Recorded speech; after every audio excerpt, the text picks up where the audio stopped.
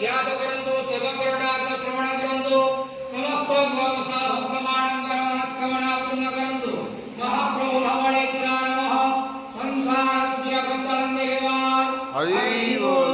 आज शुभ मंगळवारे समस्त श्रद्धाळु भक्तमानंकर मंगळ करंत हंदे देवार हरि बोल बाबा धवळेश्वराय नमः धवळालिंग महाप्रभु शुभ मंगलवार समस्त दाता भक्त श्रोता मानकर मंगल कर हे धवळालिंग महाप्रभु समस्त भक्त कर मनस्कामना रोगिणा को रोगमुक्त कर संतान को संतान टे प्रदान कर समस्त गुआबसा भक्त मान कर मनस्कामना पूर्ण कर हे धवळालिंग महाप्रभु